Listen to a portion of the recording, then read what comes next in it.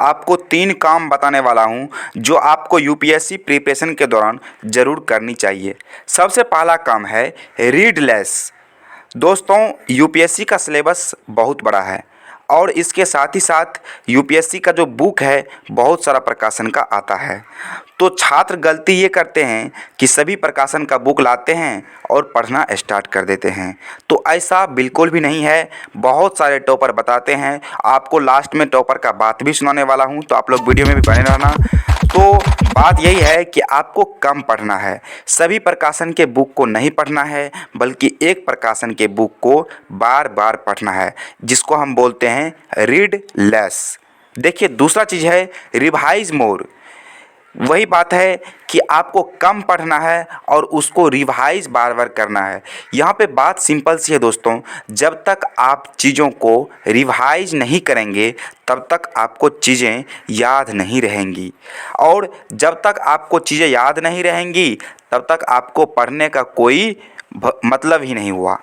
तो पढ़ाई का मतलब होता है चीज़ों का याद होना या चीज़ों से कंसेप्ट बनाए रखना अपने अंदर। पढ़ने का तो मतलब यही होता है ना। इसलिए रिवाइज मोर, ज़्यादा से ज़्यादा रिवाइज करना है और चीज़ों को समझने की कोशिश करना है, रट्टा मारने की कोशिश नहीं करनी है। पहला चीज़ आपको बताया था रीड लेस, दूसरा चीज़ आपको बताया मैंने रिवाइज मोर, और तीसरा चीज़ आपको बताने वाला हूँ थिंक मोर। Think more.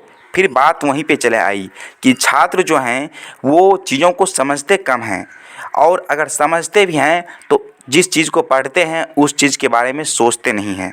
आप कोई भी टॉपिक को पढ़ना तो उस टॉपिक के बारे में सोचना है कि ये चीज़ कैसे हुआ, अगर ये हुआ तो ऐसा क्यों हुआ, और उसके साथ साथ उस चीज़ों को लिखना भी है, जिसे हम बोलते हैं थिंक मोर। सोचने से फ़ायदा ये होता है दोस्तों आपको कि आपको सोचा हुआ चीज़ बाद में ज़्यादा याद होती है।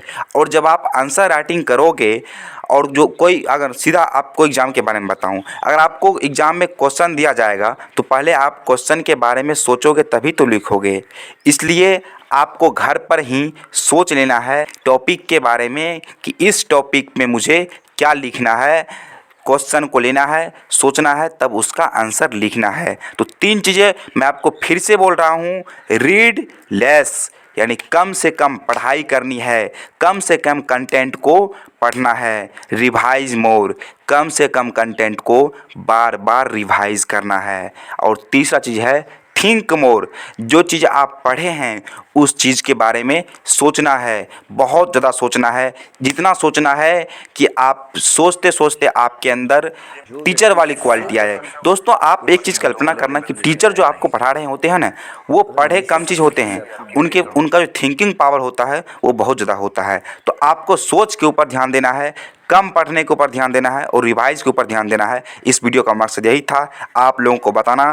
तो आशा करूंगा आप लोग को ये वीडियो अच्छा लगा होगा, तो हमारे चैनल को सब्सक्राइब कर लीजिएगा। तब तक के लिए धन्यवाद। तो 3 चीज़ें हैं, जब रीड लेस, रिवाइज मोर, थिंक मोर। अच्छा से सोचो, चिंतन है ना बहुत जरूरी है।